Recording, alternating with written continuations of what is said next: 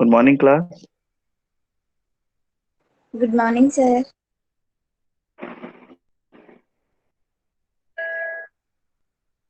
Any doubt from the previous class?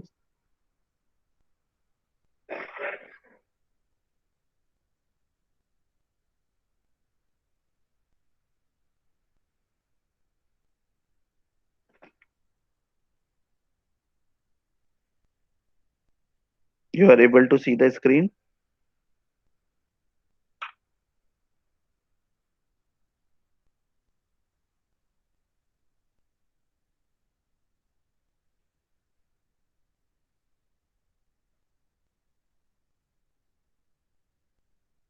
So shall we start? Yes, sir.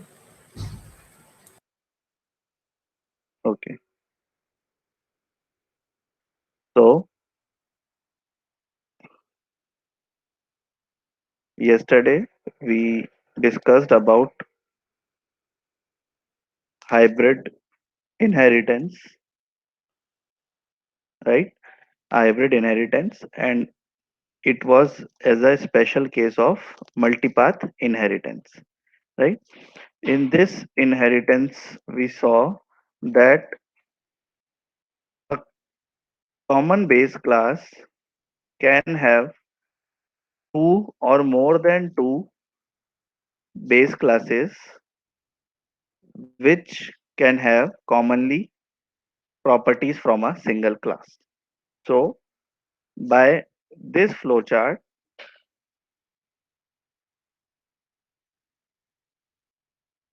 just a second.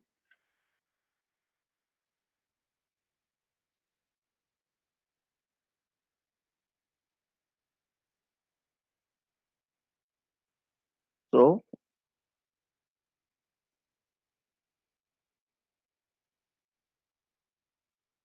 so by this flowchart, we can understand here the relationship between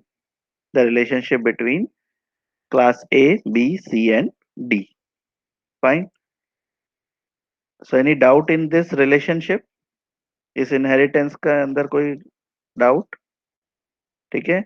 and it is also important, यहाँ पे जो एक problem हम लोग ने face करी, वो problem ये थी कि what about when ever this common variable will be accessed, this common variable will be accessed, then it would be difficult, or we can say confusing for the compiler to select whether it is coming as a copy of B or as a copy of C, right? The problem you can understand it. Then the solution was, one of the solution that we saw is using the scope resolution operator. So the scope resolution operator may be used for providing the scope resolution for the particular class, right? Then we saw how the output differ from class B and class C. Both are the values of A only, but this particular A is from class B and this particular A is from class C. It is like that only. जैसा मैंने पहले बताया था ना, that obj, when obj has been created, देखो यहाँ पे object तो एक ही बना है, obj, right? From this particular obj, this obj object is for what? Class D, right? Now class D itself has properties of class B and C. So this whole allocated space will be divided into three parts. Okay.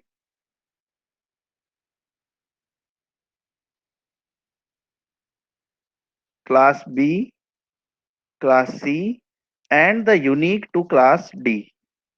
Okay. I will write unique to class D, right? Then class B, you can see here, class B itself has class A, and class C also has a copy of class A. So it means class B itself will be divided into two parts where there would be class A, and in the class C there would be space allocated for class A also, right? Now in overall object D, you can see that there are two copies of class A. Can you understand this problem visually? ये बात बिल्कुल clear हुई कि नहीं हुई? क्या problem बताने की कोशिश कर रहा हूँ मैं? ठीक है, any doubt you can clearly ask, because this is N important concept, and this is the only problem where you might get confused in inheritance.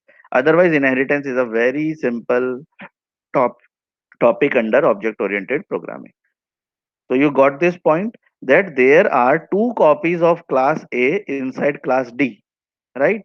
Now there is a confusion point for the compiler, that whenever you ask directly any variable or any function from class A, so there is a confusion that whether you are asking the copy of the class B or copy of class C, right?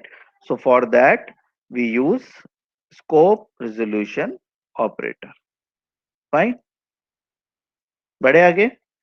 Now one of the method to reduce this ambiguity is scope resolution operator that I have seen. Now I am introducing you a new keyword whose name is virtual. This virtual is a keyword,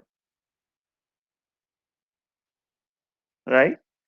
And right now we will see that how to remove from the ambiguity from the inheritance using virtual base class, right? Now see this example. We will see this with the help of example. Now see, from like previous case, there is the super base class.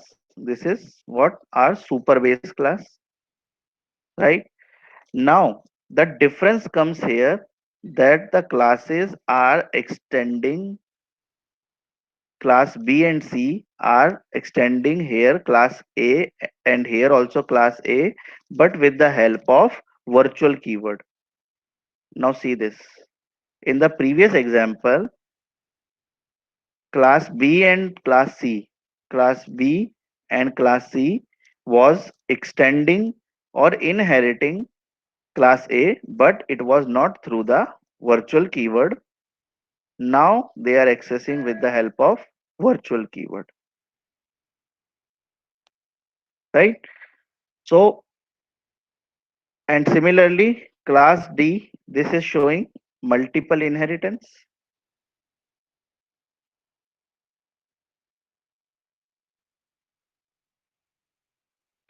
So now when this object is created, class D obj is created. So now you can see here that obj.a and obj.a, it is written like one after the other. Whereas in the previous example, these two lines were made comment. Why? Because if you don't comment these line, this would produce an error. Fine. So this error is now prevented, since what happens using virtual base class is that single copy of the virtual base class is created. Okay, those who extend this any class virtually, they make only a single copy of this class A.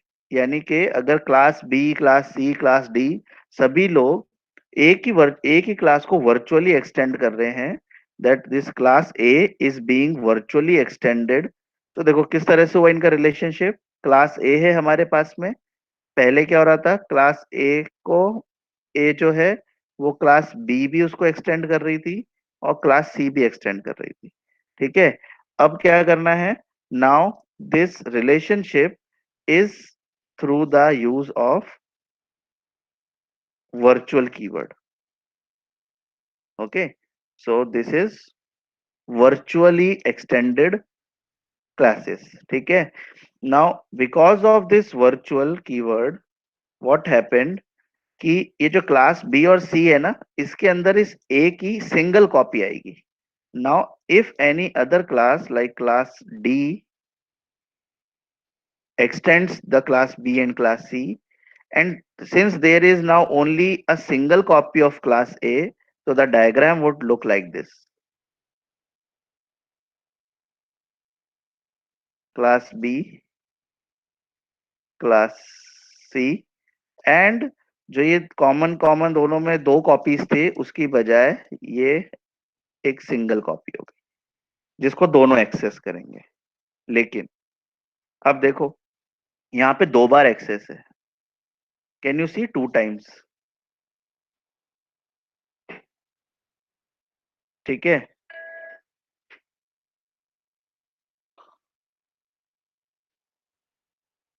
Are you able to hear me? Yes. Yes. Okay. Actually, today I am also on leave and I am also like you taking class from home.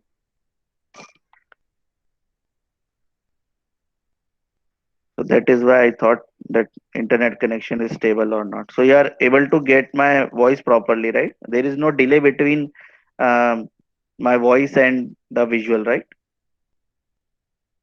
दोनों साथ चल रहा है. Yes, sir.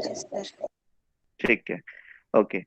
So what I was saying that यहाँ पे आप notice करो the obj.a and obj.a, ठीक है, it has been called 2 times. Now compiler के लिए कंफ्यूजन तो हट गया.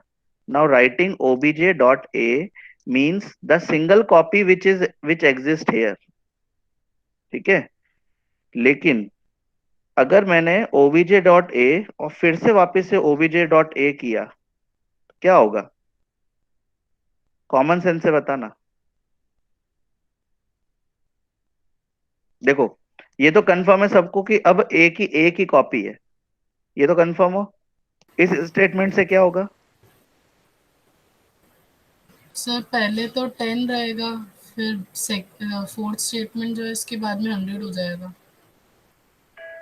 तो होगा क्या? पहले तो इसकी वैल्यू कितनी होगी? 10. यानी ठीक है. And then in the next statement the value has been change to 100. So this 10 will overwrite and this will it would become 100. Why? Because अब यहाँ पे तो ए ही एक ही है, तो it would act like a single variable, जैसा हमारा normal B C D. अगर मैं इस स्टेटमेंट के बाद में अगर ये स्टेटमेंट लिखूं OBJ B equals to 200, so what will happen? This 20 will overwritten by this 200. So the same will work here also. Okay. Now there is by making this virtual, this is called virtual base class. अब इसके अंदर virtual base class है कौन सी? ये. This is your virtual base class. ठीक है. B और C virtual base class नहीं है, ध्यान रखना. ठीक है. B and C are normal base classes जिनको मल्टीपल इनहेरिटेंस के थ्रू क्या किया है? इनहेरिट किया है. बट इन्होंने ए को कैसे लिया है? वर्चुअली. ठीक है. वर्चुअली का मतलब क्या होगा कि there would be a single copy of class A. Fine. ठीक है. Now next goes for so बाकी तो बताने की जरूरत नहीं है. So if I print here, so print क्या होगा? 100 होगा, ना कि 10 होगा. All of you got this? इसमें कोई कंफ्यूजन तो नहीं है ना? यहाँ कंफ्यूजन नहीं रहना चाहिए दैट व्हाई obj.a बिकेम 100 जबकि इसकी वैल्यू 10 क्यों नहीं हो सकती? Why not 10? Because the second statement overwrites second statement overwrites previous value. Fine.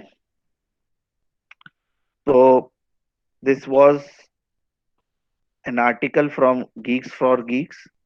ठीक है. आप लोग इसको, मैंने इसका लिंक शेयर किया है, you can read it from there. और अगर आप लोगों को एनोटेड चाहिए, यानी ये जो मैंने आपके मार्क किए ना सारी एक्सप्लेनेशन और ये सब कुछ ये चाहिए, तो ये भी मैंने कल शेयर कर दिया था तुम लोगों के साथ में। ठीक है। एंड थोड़ा वीडियो जो रिकॉर्डिंग आती है ना तुम्हारे पास में, उसको थोड़ा शेयर करने के लिए थोड़ा टाइमली किया करो, बिकॉज अगर मैं सेम डे शेयर ही नहीं कर पाऊंगा तो व्हाट इज इट्स यूज। ठीक है ना। तो what I want from you that जिसके पास भी अलर्ट ईमेल आए, तो वो आप इसको प्रॉपरली उसी दिन शेयर कर दिया करो। भले ही आपकी क्लासेस ओवर हो जाए उसके बाद शेयर कर दो, but try to share it on the same day. पता तो लगता है तुम्हें कि कब आ गया है तुम्हारे पास में कोई नोटिफिकेशन। ठीक है। तो Yes, sir. हाँ, so now we will do a new topic. So that is,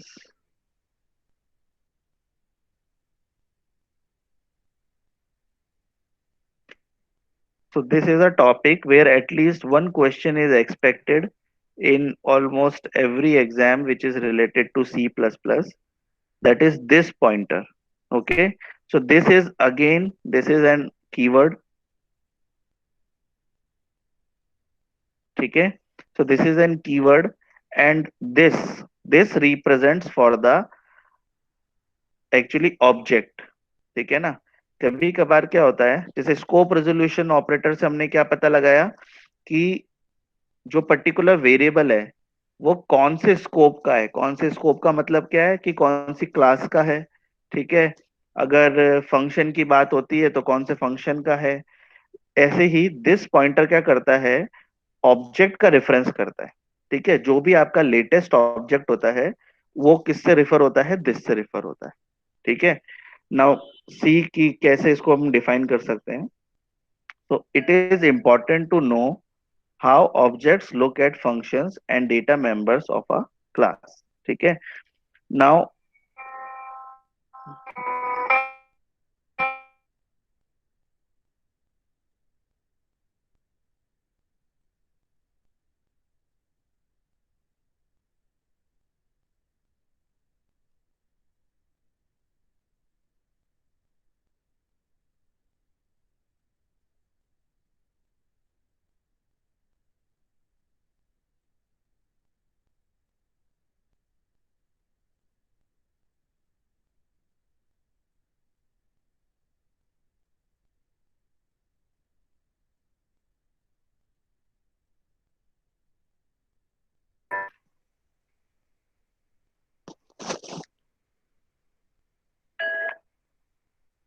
hello, are we connected now? Yes, sir. Yes, sir. Yes sir. Are you able to see the screen also? Yes, sir. Yes sir. Okay. Actually, a call came and so it got disconnected. Hmm. So what I was telling you that this pointer के लिए समझने के लिए थोड़ा सा basic concepts देखते हैं हम लोग। और एक्चुअली सिर्फ रिवीजन है, बस you remember and recall the concept, right. तो देखो, each object gets its own copy of data member. This line is perfectly clear or not? किसी को डाउट हो तो पूछो। Each object gets its own copy of data member। कहने का मतलब क्या है, क्लास ए है। ठीक है। क्लास ए के अंदर, so in class A we might have some data items d1, d2 and functions f1, f2 and so on। ठीक है। Now if I create objects of class A, that obj1, obj2, fine। If I create these objects, now what do you suppose कि memory में क्या होगा? There would be a separate memory of obj1 and a separate memory would be allocated to obj2, and both will have a copy of d1 d2, f1 f2 and similarly obj2 will have a copy of d1 d2 and f1 f2. Fine. This is not a new concept that I am telling you, right? I am only revising you the concept of objects. अगर ऐसे यहाँ पे object का array होता तो क्या होता? What about object array? हो सकता था ना, स्ट्रक्चर का एरे होता था। यानी अगर स्टूडेंट है तो स्टूडेंट क्या बताता है, स्टूडेंट स्ट्रक्चर का एक वेरिएबल क्या बताता है, single student, right? And if we take array of structure, यानी एरे ऑफ स्ट्रक्चर स्टूडेंट, तो what does it mean? It means whole class, ठीक है, a collection of students. Similarly class A के अगर हमने यहाँ पे दो ऑब्जेक्ट बनाए तो इसका मतलब क्या है, two physical objects of class A. अगर मैं 10 का एरे बना दूं like this,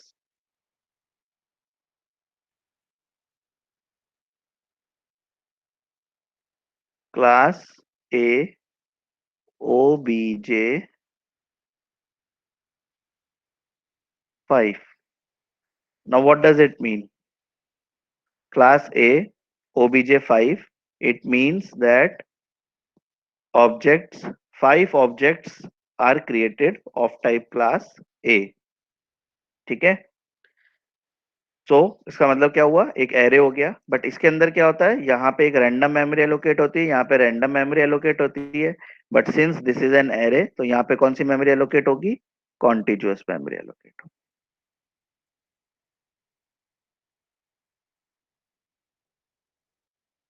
fine. all access the same function definition as present in the code segment. This should not be a problem.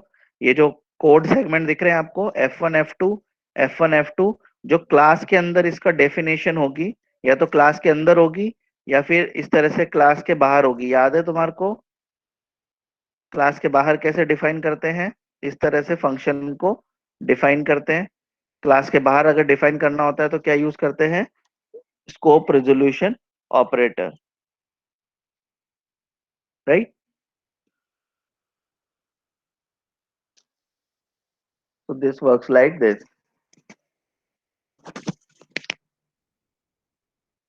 Okay.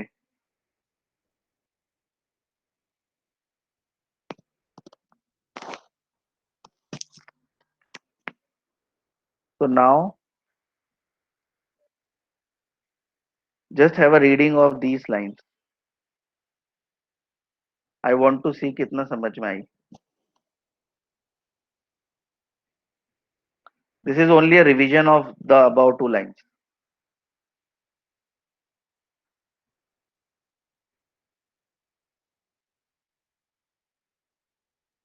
Read the second line.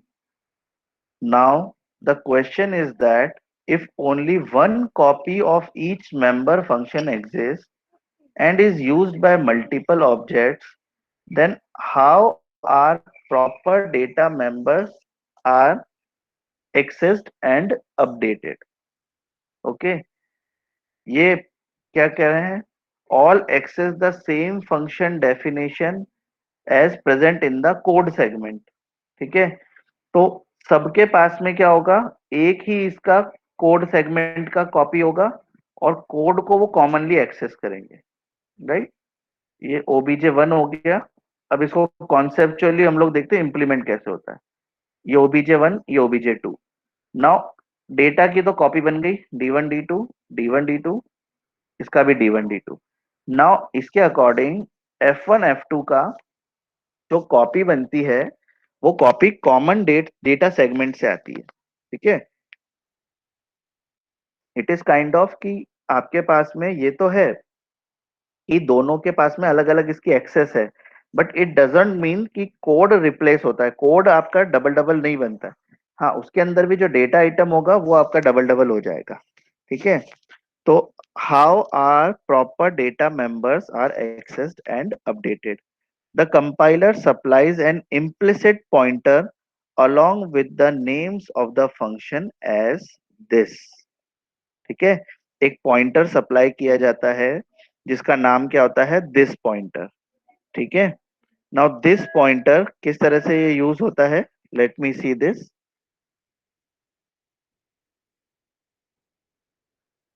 Okay. Now see for example. Let me show you first the example, then you will be able to get the concept. ठीक है. Now first use हम देखते हैं इसका. When local variable name is same as member name. ठीक है ना. Local variable name is same as member name. Now see this. यहाँ पे आपको क्या दिख रहा है, एक क्लास दिख रही है टेस्ट नाम की. इस टेस्ट नाम की क्लास के अंदर देयर इज अ फंक्शन. ठीक है. अब सिंस ये एक फंक्शन है तो इसके साथ में कौन सा पॉइंटर आएगा, दिस पॉइंटर आएगा. ठीक है. Now this pointer would be, ये जो x है, this x equals to 20, this would be supply as there 20, so this would get copied to here. Now this pointer refers to the copy of this particular object. This refers to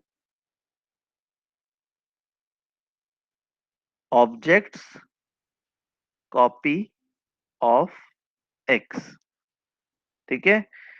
And since this is a local variable, this local variable will go here. So this would be 20, and this 20 would be assigned to this particular x, and this x is what, ये वाला x. ठीक है.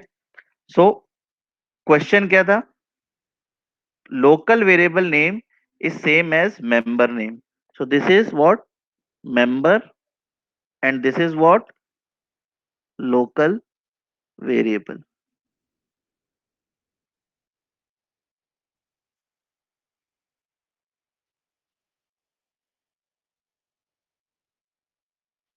Okay.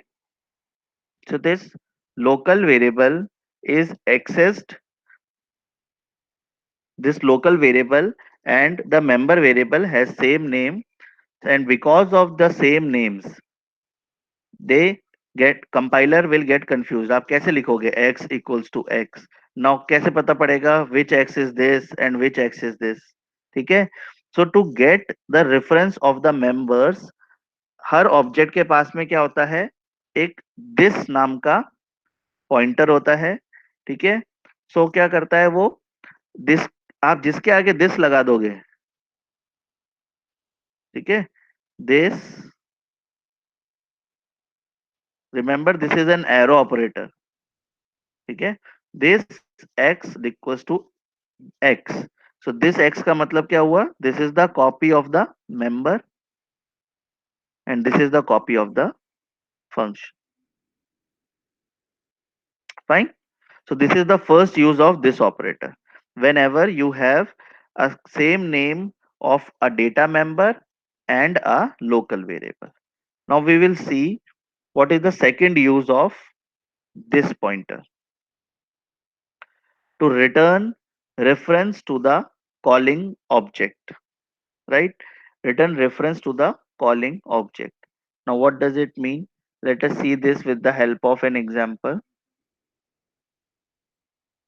देखो, you can see here एक test नाम की class बनाई हुई है, ये दिख रहा है सबको. Now in this test, what do we have? We have three constructors. दिख रहे हैं क्या three constructors? ये क्या क्या है ये? This and this. Constructor number one, constructor number two, and constructor number three. Why I am saying these as constructor? इनको constructor क्यों बोल रहा हूँ मैं? क्लास का नाम भी टेस्ट है और इनका नाम भी टेस्ट है. बिल्कुल ठीक है ना. So that is why they are constructor, they are not function. They may look like functions. दूसरा एक और इम्पोर्टेंट चीज है, कंस्ट्रक्टर का कभी भी रिटर्न डेटा टाइप नहीं होता है. You can notice this void print is something, इसके अंदर रिटर्न डेटा टाइप है. सो that is why it is, है ना, this is your return data type. ठीक है. फाइन. अब इसके अंदर आप एक चीज नोटिस करो, टेस्ट, हाँ, so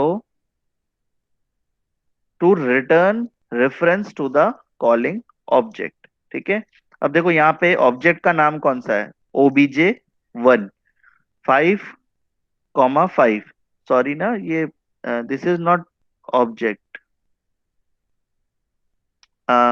this is not constructor.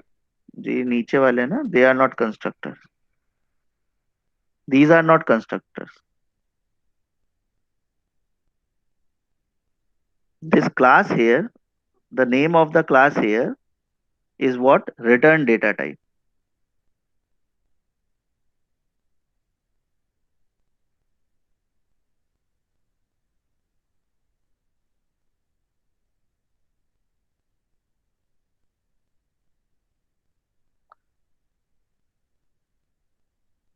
Return data type.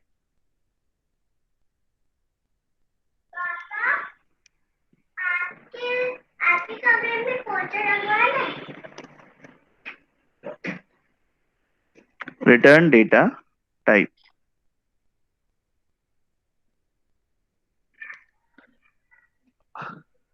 Okay. So now see this. इसको मैं थोड़ा expanded version में लिखता हूँ. Then you will be able to take it more. First is, this line is constructor. This line belongs to constructor. So what will happen? This 5 and 5 will move. And what are these? These are the default values of the constructor. So if I write like this, test int x equals to 0, comma int y equals to 0, then we have this x equals to x and this y equals to y, right? So this is constructor. Now when you call this, okay, when you call this, these are the default values. These are default values of the constructor, and when you pass separate values to the constructor, then what will happen? This x will become 5 and this x will become 5, and this value 5 will go to the member x and member 5. And what is this members? These are those members. ठीक है, यहां तक कोई दिक्कत? Okay, so instead of using, अभी तक हम लोग क्या करते थे, यहाँ पे डिफरेंट नाम बनाते थे, है ना? We have not use the same name as the class. ठीक है ना, हम क्या करते थे, यहाँ पे ए बी या कुछ और लिख देंगे। अगर एक्स वाई होगा तो क्या होगा, ए बी लिख देंगे। तो एक्स इक्वल्स टू ए करते थे, वाई इक्वल्स टू बी करते थे। But if you want to keep the same name, तो ऐसे में क्या कर सकते हैं, you can use the this pointer. ठीक है, अब ये तो जो पहला वाला यूज था ना, उसी का रिपीटिशन है। ये जो हमने जो फर्स्ट यूज देखा है, ये उसी का रिपीटिशन है। Now the second use of the this particular work is,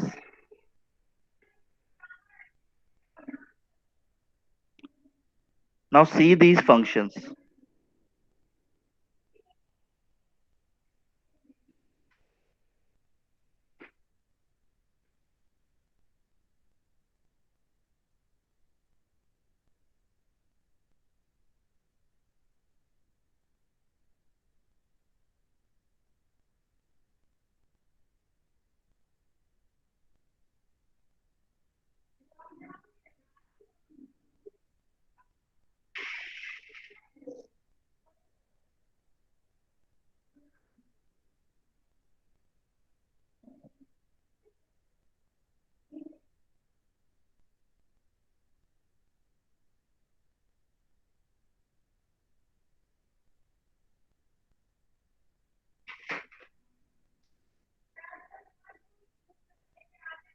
So this will be more understood from you by this.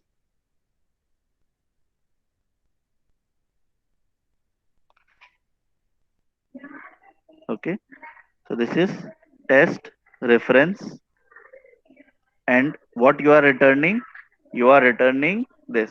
Just a second.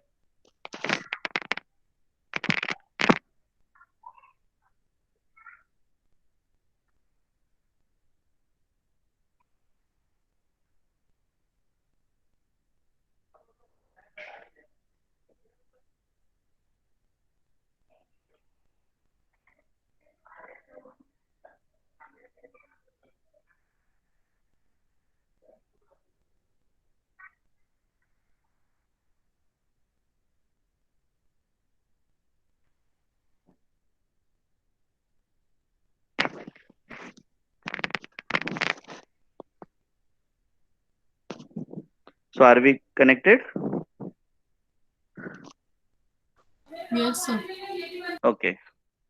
So I don't know whether this is a uh, news or good news or whatever kind of news for you. But I think today is holiday because of the mourning of our previous president. पता है आप लोगों को? No, sir. Yes, sir. तो Yes, तो sir. Yes, sir. हाँ, so I think today is holiday also. So, but uh, I just came to know about that right now कि शायद off है. So I don't know whether your classes would be there or not, but you just get in touch with your upcoming faculties. ठीक है ना? जिनके भी अब आगे तुम्हारी classes है ना, just get in touch with them. ठीक है ना? You join if they pass any instruction, then you can follow. Right? अभी हम लोग तो क्लास कर लेते हैं, कोई प्रॉब्लम तो नहीं है ना तुम लोगों को? No, sir. No, sir. ठीक है, चलो. So what I was telling you, देखो ये टेस्ट एम्परसेंट जो लिखा है, this is nothing but a reference being returned. Do you remember reference return कर रहे थे हम लोग? ठीक है, तो रेफरेंस रिटर्न करते हैं तो रेफरेंस को किस में लेंगे हम? पॉइंटर के अंदर लेंगे. This is only allowed in C plus plus. इससे पहले हम लोग ने कहीं पे भी अगर रिटर्न किया है पॉइंटर को, so we write like this. अगर हमने इंटीजर पॉइंटर रिटर्न कर रहे होते थे ना, तो we write like this, integer pointer print. इस तरह से रिटर्न होता था, है ना? रिटर्न डेटा टाइप हम ऐसे लिखते थे. Now in the C plus plus we have the concept of references. ठीक है, and this pointer is used for that particular reference. ठीक है, यहाँ पे आपको ये नहीं लिखना है. ठीक है, because this pointer is not a kind of a pointer to be taken for the test. It is a reference to the test. ठीक है, रेफरेंस टू द क्लास. सो देखो क्या हुआ, रिटर्न पॉइंटर दिस. अब पॉइंटर दिस के अंदर क्या हुआ, देखो सेट एक्स कॉल, देखो इसकी, आपको कॉल से समझ में आएगा. See the call properly. OBJ dot set X 10 dot set Y 20. देखो एक तो ये पहले तुम्हारे लिए एक स्पेशल तरह की कॉल है. This is called chained function calls. क्या बोलते हैं इनको? Chained function calls. यानी कि एक ही ऑब्जेक्ट से आपको अगर एक के बाद एक अलग अलग आपको कॉल्स करनी है, तो आप क्या कर सकते हो? एक तरीका तो क्या होता है, आप ऐसे लिखते O B J one dot set Y, फिर उसके बाद में आप लिखते 20. ठीक है ना? आप इस तरह से लिखते second line. Instead of that C++ also allow us chained function calls. So all calls modify the same object as the same object is returned by the reference. ठीक है, now see this obj1 dot set x 10. इसका मतलब क्या हुआ कि जो x की value है वो 10, यानी ये जो a है, इस a के अंदर क्या पास कर दिया? 10 पास कर दिया. तो ये 10 किस में चला जाएगा? x में चला जाएगा. x की पहले वैल्यूज कितनी थी? 5 और 5 थी, वो अब कितनी हो गई? 10 हो गई. और y की वैल्यू कितनी हो गई? 20. ठीक है ना? जो x और y की वैल्यू कितनी थी? 5 और 5 थी, वो अब कितनी हो गई? 10 और 20 हो गई. क्यों हो गई 10 और 20? क्यों हो गई? बिकॉज ये वाला x कौन सा x है? ये वाला x ये वाला है, this x and this y. ठीक है, अब इसको देखो रिटर्न कैसे किया. ठीक है, x इक्वल्स टू a कर दिया, y कर दिया, ये सब कुछ कर दिया. ठीक है ना? अब इसको रिटर्न कैसे किया? Return pointer this. ठीक है, रिटर्न पॉइंटर दिस का मतलब क्या हुआ, ये रिटर्न कर रहा है पॉइंटर दिस, ये रिटर्न होके कहाँ जा रहा है, यहाँ पे। ठीक है, और रिटर्न होने के बाद में इट रिटर्न्स लाइक दिस, यहाँ पे obj1 को रिटर्न हो गया। ठीक है, अब क्या यहाँ पे मैंने एक्चुअली obj1 का स्कोप क्या है, अगर आप जैसे देखो तो obj1 का स्कोप क्या है, मेन है, दिख रहा है आप लोगों को, मेन है ना obj1 का स्कोप। अब obj1 के स्कोप मेन होते हुए भी अगर आप यहाँ पे obj1 डॉट प्रिंट कराओगे तो वैल्यू क्या प्रिंट होगी, 10 और 20। ठीक है, कंस्ट्रक्टर से आपने वैल्यू क्या दी थी, कंस्ट्रक्टर से वैल्यू दी आपने 5 और 5। ठीक है, उसके बाद में आपने क्या किया, सेट एक्स और सेट वाई करके आपने वहां पे उसकी वैल्यू क्या कर दी, एक्स इक्वल्स टू ए कर दिया, वाई इक्वल्स टू बी कर दिया। तो उनकी वैल्यू कितनी कर दी आपने, 10 और 20 कर दी। ठीक है, और 10 और 20 करके क्या हुआ, इसको रिटर्न भी कर लिया इस दिस पॉइंटर को। ठीक है, इस दिस पॉइंटर को रिटर्न भी कर लिया, इसको रिटर्न करने के बाद में क्या हुआ आपका, ये इस obj1 के अंदर आ गया, ये वाला obj1 के अंदर। ठीक है, और इस obj1 को प्रिंट किया तो देखो x और y की वैल्यू कितनी आ रही है, 10 और 20। ठीक है, ये हो सकता है ये इतना प्रैक्टिकली हम लोग करेंगे ना तब थोड़ा और समझ में आएगा, बिकॉज हम इसके अंदर थोड़ा सा लेफ्ट राइट कुछ ट्वीक करके देखेंगे। अभी इसकी और एक्सरसाइजेस भी है, लेट अस सी कि है ना एक्सरसाइजेस किस तरह से होती है। टाइम क्या हुआ है, 9:44. 9:45 हुई है ना, तो let me complete this example at least. देखो, ध्यान से देखो इसको और ट्राई टू सॉल्व दिस, क्या क्या हो रहा है। ठीक है, सी दिस, क्लास टेस्ट है हमारे पास में। ठीक है, और इसका ऑब्जेक्ट बनाया है 5। ठीक है, कौन सा कॉल होगा, this constructor will call, constructor के अंदर क्या हो रहा है, this will become 5 because this is the default value, so this will become 5, now this will become 5 and this 5 will go here, fine. So what will happen, the value of this x will become 5 for particular this obj। ठीक है, यहां तक कोई problem. Next, there is a pointer of type test is created and new test 10, now this is what, array of object। ठीक है, क्या किया, एक तरह से हमने डायनामिक मेमोरी एलोकेशन किया है, याद है तुम्हें, डायनामिक मेमोरी एलोकेशन हम लोग ने एरे बनाने के लिए किया था, आप लोगों ने अभी बनाया भी सही है वो प्रोग्राम, है ना। यस। सो है ना, सो डायनामिक मेमोरी एलोकेशन किसके थ्रू करते हैं हम, न्यू के थ्रू, और अगर उसको रिमूव करना होता है तो हम किससे करते हैं, डिलीट से। ठीक है, तो test pointer equals to new test 10, right. Now what does it mean, that test 10 का मतलब क्या हुआ, 10 टेस्ट टाइप के ऑब्जेक्ट्स का एक एरे बनाना है और उसका बेस एड्रेस किस में डाल देना है, पीटीआर में डाल देना है।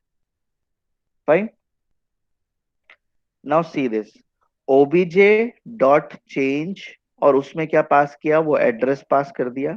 ठीक है, now this address is being taken by this. ठीक है, पॉइंटर टी ने लिया and this equals to T.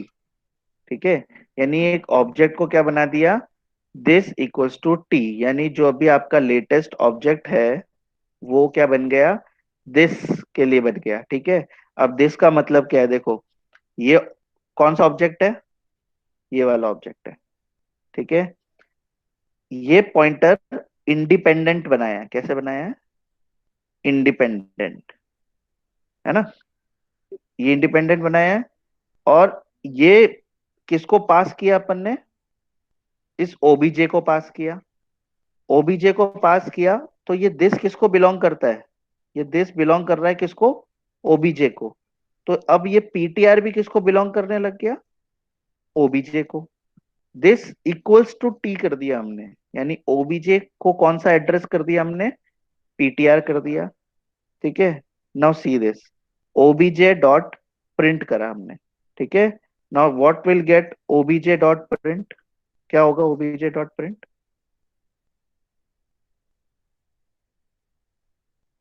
Can you predict? OBJ dot print,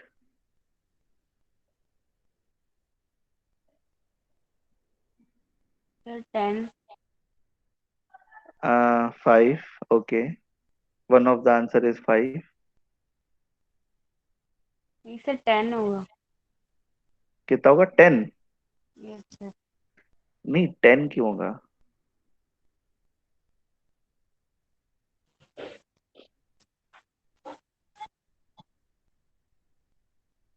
बोलो, सही बोल रहे हो,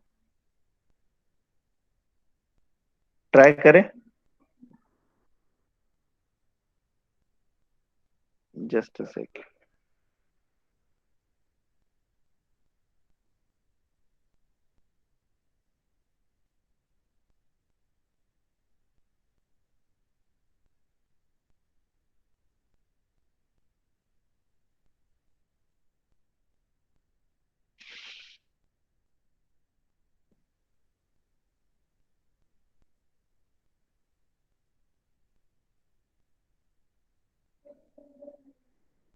आई वांट ऑल ऑफ यू ना to do more and more online exercises, ठीक है ना, बिकॉज बुक की रिलेवेंस है ना वो बहुत पुरानी हो गई है। तो that is why what I want कि आप लोग ये जितने भी ऑनलाइन साइट्स है ना, इनसे आप लोग अलग अलग अलग अलग एग्जांपल्स, इसके अलावा objective questions, you should try this.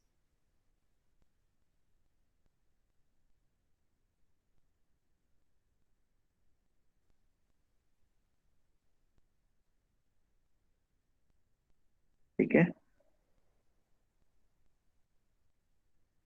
तो इसको हम ले लेते हैं, this try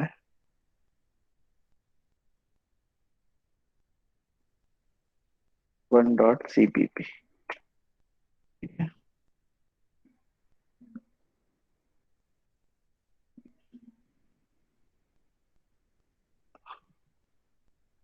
It is saying void change test pointer this equals to t, I think syntax गलत है क्या?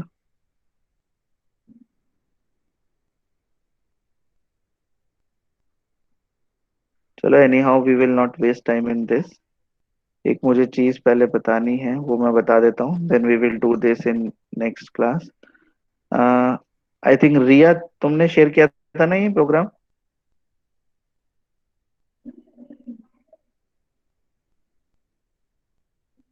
रिया, यस सर। तुमने शेयर किया था ना मेरे से कल प्रोग्राम? हाँ sir. Hmm, so most of you have done the assignment, I think only 8 or 9 has done this.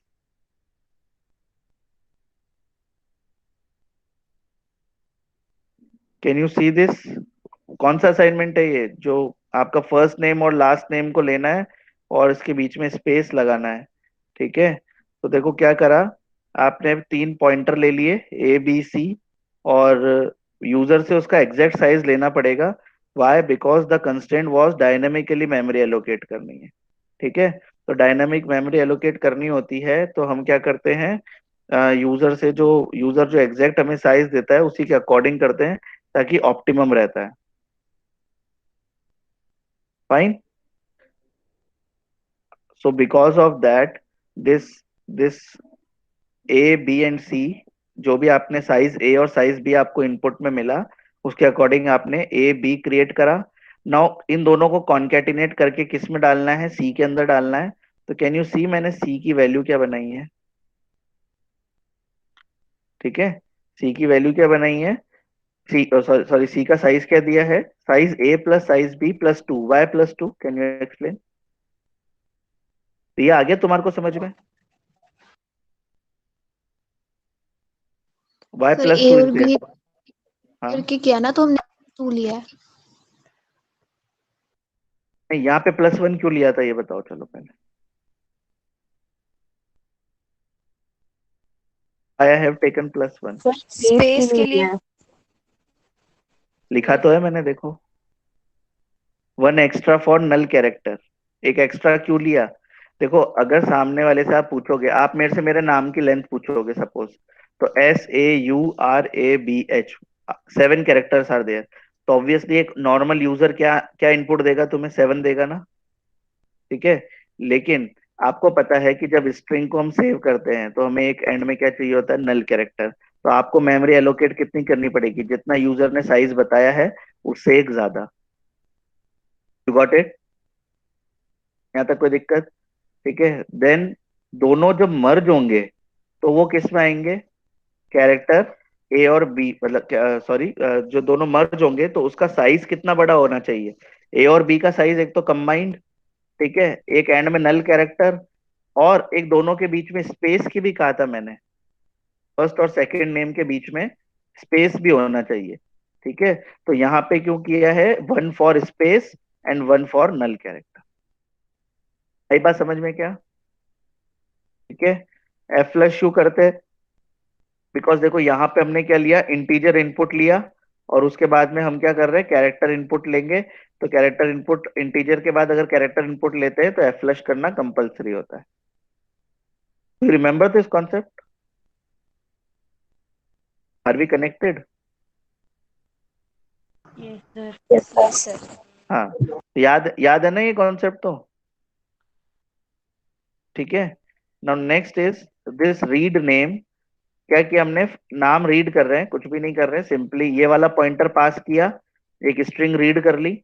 Do you remember string कैसे रीड करते हैं? C in A, यहाँ पे %S वगैरह और ये सब लगाने की जरूरत नहीं होती है, ना ही इसने कैसे थोड़ा कैरेक्टर बाय कैरेक्टर कर रखा था, तो दैट इज नॉट रिक्वायर्ड, है ना, कैरेक्टर बाय कैरेक्टर करने की जरूरत नहीं है। Got it Priya? Yes sir. ठीक है। सर हाँ बोलो। सर इसमें जो लाइन नंबर 22 है ना, हाँ, इसकी वजह से फर्स्ट नेम 2 बार आ रहा था। इसकी वजह से फर्स्ट नेम 2 बार नहीं आ रहा है, तुमने यहाँ पे ये भी ऑन कर रखा था, ये प्रिंट नेम, क्या? अच्छा। ठीक है ना, वो मैंने कमेंट कर दिया। इसके अलावा तुमने एक और गलती बहुत बड़ी सी कर रखी थी, तुमने ये सारे जो पॉइंटर है ना, वो सारे क्या कर रखे थे, इंटीजर बना रखे थे। ये जितने पॉइंटर थे ना, तुम नोटिस करना, तुम्हारा जो हाँ कोड हाँ था ना, सर, वो उसमें इंटीजर सब बना इंटीजर रखे थे थे। मैंने। तो हाँ। इंटीजर पॉइंटर कैरेक्टर को थोड़ी ना लेगा, है ना, तो that was yes the sir. Major major problem वो थी। दूसरा, देखो प्रिंट कराने के लिए ये मेथड काम में लिया, है ना, बट हाँ। मैंने जो कहा था ना, वो कहा था मर्ज करना है दोनों को, ठीक है ना। तो आपको ये एक और नया लेना ही होगा, सी, ठीक है ना। तो मैंने देखो इसके अंदर ये लिखा है, this is not a good way, है ना। वो नॉट अ गुड वे क्यों लिखा मैंने, बिकॉज आप ये नहीं कर सकते कि आपने ए ले लिया, फिर एक स्पेस कर दिया और फिर बी प्रिंट कर दिया, है ना। ये नहीं चाह रहा था मैं आपसे। मुझे आपसे क्या चाहिए, आपको कॉन्केटिनेट करके और वापस से सी को प्रिंट करना है, ठीक है। तो फिर भी मैंने एक बार ये प्रिंट करके बताया कि होल नेम को प्रिंट कैसे करना है। ये वाला एक तरीका हो सकता है, बट ये आपको तभी यूज करना है जब आपको प्रिंटिंग करने को बोला जाता है, ठीक है। लेकिन मैंने आपको ऑब्जेक्टिव किसके लिए दिया है, कॉन्केटिनेट करने के लिए दिया है, ठीक है।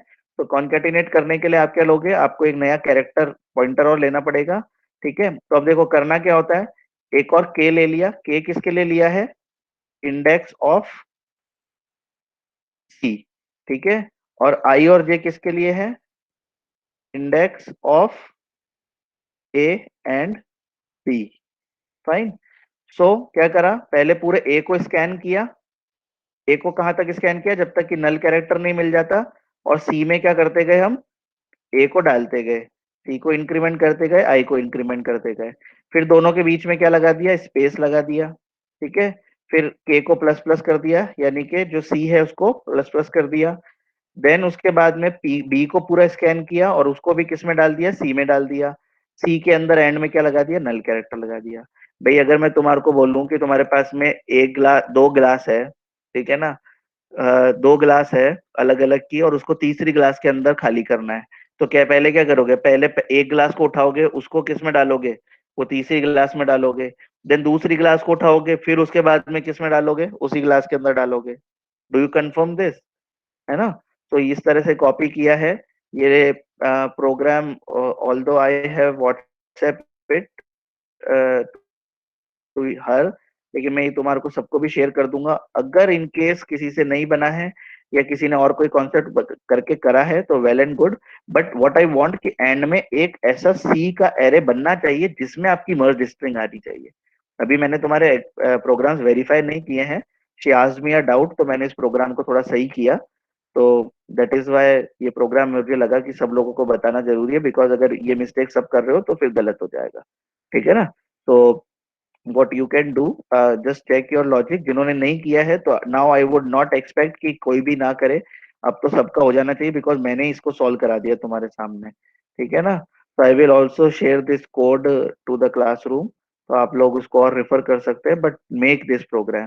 ठीक है? तो इसमें दो कॉन्सेप्ट सीखे हैं तुमने, एक तो डायनामिक मेमोरी एलोकेशन एरे को किस तरह से करते हैं, ठीक है, और फिर उसके बाद के अंदर किस तरह से इनको कॉन्केटिनेट करते हैं। ठीक है? Okay, so we are done for today. Just turn on your camera so that I can take attendance.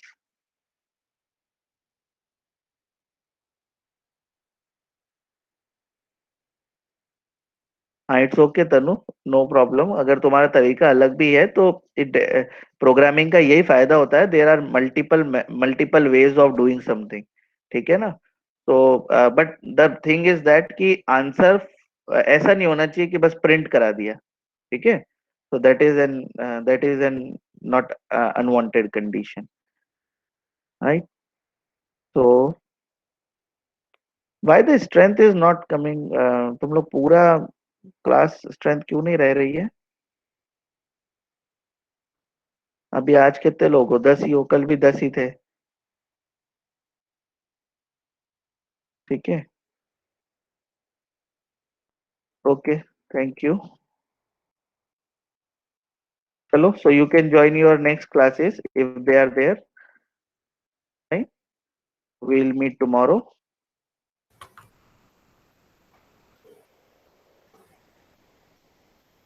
Okay, thank you. Sir हाँ बोलो।